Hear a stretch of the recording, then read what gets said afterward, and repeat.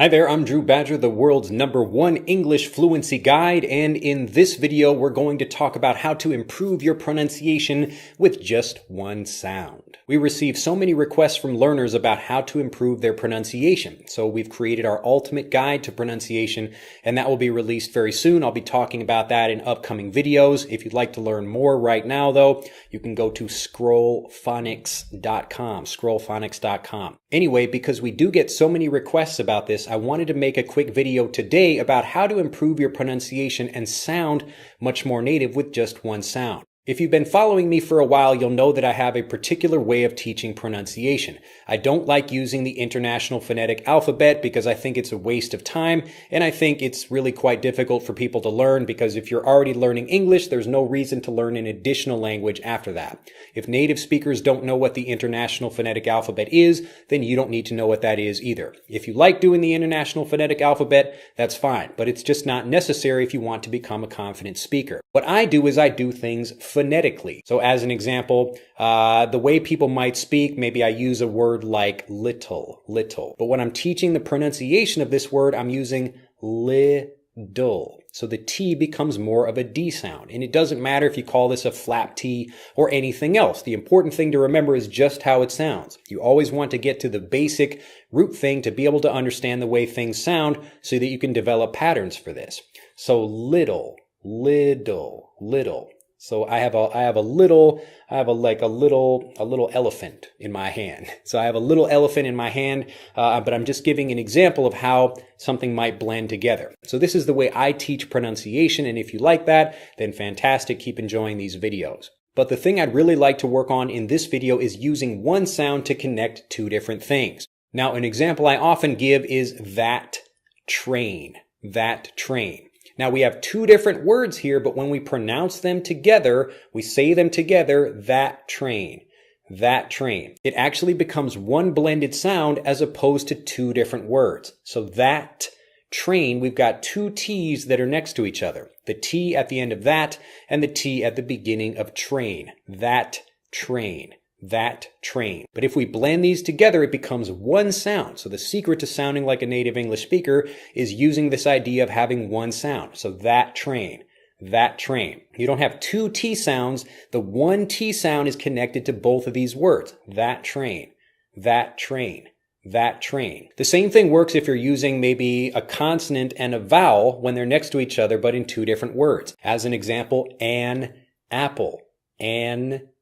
So we have the N, which is a consonant sound, and an A with apple, which is a vowel sound. An apple. But again, if you're trying to connect these things as two sounds, we don't have two distinct words. An apple becomes an apple.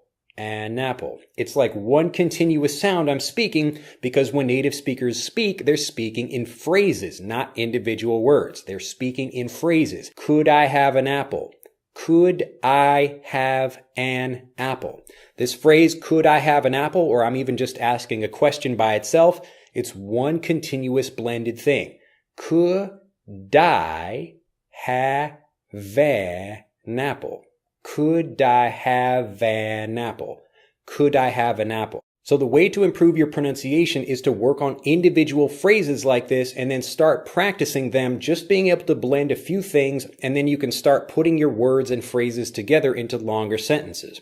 So could I have an apple over there? Or that train looks busy. You want to just practice saying these things over and over again until you get nice and comfortable using them. And as you do this, you will develop a sense for the patterns and how the blending should work. So if we have a consonant and a vowel together, we blend the two of those together. Could I have an apple?